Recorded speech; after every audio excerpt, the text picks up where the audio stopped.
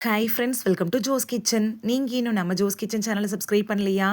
சட்டுன்னு சப்ஸ்கிரைப் பண்ணிவிட்டு லைக் பட்டனை தட்டி விட்டுட்டு வாங்க வீடியோக்குள்ளார போகலாம். முதியோர்கள், அதாவது 60 வயசுக்கு மேலே இருக்கிறவங்க கட்டாயம் சாப்பிட வேண்டிய, தவிர்க்க வேண்டிய உணவுகள் என்னென்ன அப்படிங்கிறத பற்றி தான் இந்த வீடியோவில் பார்க்க போகிறோம்.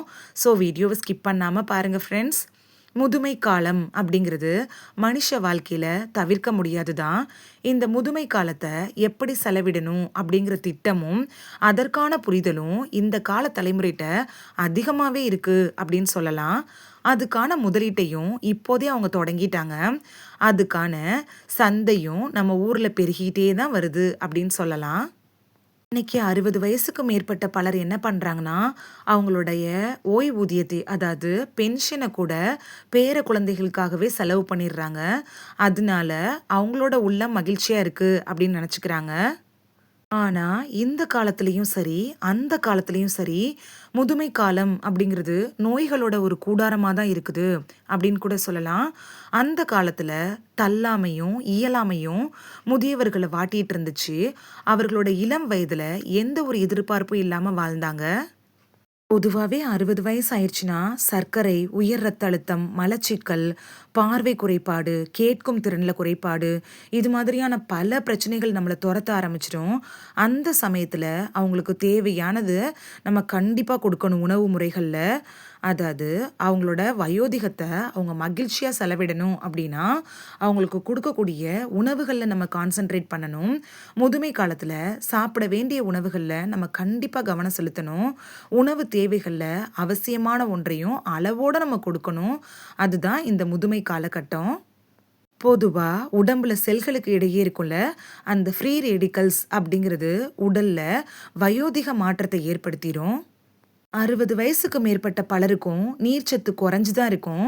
அதுக்கு என்ன காரணம் அப்படின்னு பார்த்தோம்னா, சின்ன வயசுல அவங்க அதிகம் தண்ணி குடிக்காம இருந்தது கூட காரணமா இருக்கலாம். தினைக்கும் தண்ணீரை சீரான இடைவெளி விட்டு கண்டிப்பா நீங்க குடிக்க சொல்லணும் அவங்கள. இதயம், சிறுநீரக நோய் இருக்கிறவங்க உங்களோட டாக்டரை அட்வைஸ் வாங்கிட்டு எந்த அளவுக்கு தண்ணி எடுத்துக்கணுமோ அதை எடுத்துக்கிறது நல்லது. அரிசி, கிழங்கு வகைகள், இது அதிக கொழுப்பு சேர்ந்த உணவுகளையும் நீங்கள் கண்டிப்பாக குறைச்சிக்கணும். வயது ஆனதுக்கப்புறமா அசைவ உணவு வகைகளையும் நீங்கள் குறைச்சிக்கிறது நல்லது. வயிறு நிறைய சாப்பிட்றதையும் தவிர்த்துருங்க. பழங்களை பொறுத்த வரைக்கும் உணவு வேலைகளில் சாப்பிடாம காலையில் 11 மணிலேருந்து சாயந்தரம் 4 மணிக்குள்ளார சாப்பிட்டு முடிச்சிருங்க. அதே டைம்ல பழங்கள் அப்படின்னு எடுத்துக்கிட்டோம்னா, ஆப்பிள், கொய்யா, மாதுளை, பப்பாளி இது மாதிரியான பழங்கள நீங்க எடுத்துக்கலாம். மா, பழா, வாழை இதெல்லாம் நீங்க சாப்பிடவே கூடாது. அதுவும் சப்போட்டா இது மாதிரியான பழங்கள முக்கணிகள்னு சொல்றோம்ல, இந்த பழங்களெல்லாம் நீங்க பேர குழந்தைங்களுக்கு பிரிச்சு பங்கிட்டு குடுத்துட்டு, அவங்க சாப்பிடுறத பார்த்து ரசிச்சாலே போதுமே தவிர, மா, பலா, வாழை, சப்போட்டா இத அறவே தொடாதீங்க. ஏன்னா, இந்த பழங்கள்லாம் ரத்த சர்க்கரையோட அளவ அதிகரிச்சிரும். பொதுவா வயசான காலத்துல உடம்புல புரத சத்த சேமிக்கிற ஆற்றல் குறையும்.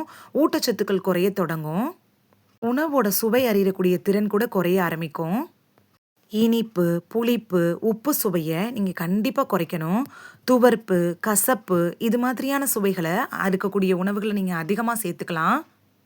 வெறும் அரிசி உணவோட நிறுத்திக்காம, நல்லா வேக வச்ச சிறுதானிய உணவுகளையும், பருப்பு, காளான், முட்டையோட வெள்ளைக்கரு, கொள்ளு, லோ ஃபேட் மில்க் இதெல்லாம் நீங்க எடுத்துக்கலாம். சிறுநீரகம் சம்மந்தப்பட்ட நோய்கள் இருந்துச்சுன்னா, அதுக்காக நீங்க மருந்து எடுத்துட்டு இருந்தீங்கன்னா, நீங்க டாக்டர்ட்ட அட்வைஸ் வாங்கிட்டு அப்புறமா கீரைய எடுத்துக்கோங்க.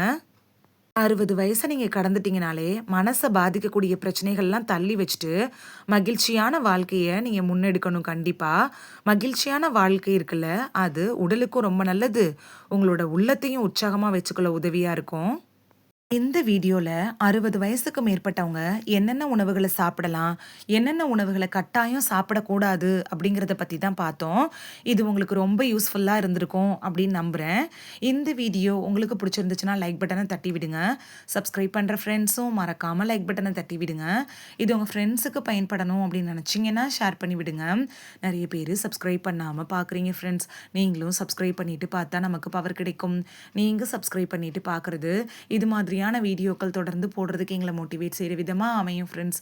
சப்ஸ்கிரைப் பண்ணுறதோட மட்டும் இல்லாமல் பக்கத்தில் இருக்க பெல் ஐக்கானை கிளிக் பண்ணி ஆளுங்கிற ஆப்ஷனை கிளிக் பண்ணி வச்சிட்டிங்கன்னா நாங்கள் வீடியோ போட்ட உடனே நோட்டிஃபிகேஷன் உங்கள் செல்ஃபோனை வந்தடையும். அப்படியே ஹைப் பட்டனையும் தட்டி விட்டுருங்க. நாளைக்கு வேறொரு ஆரோக்கியமான பதிவில் சந்திக்கலாம். தேங்க்யூ, பாய்.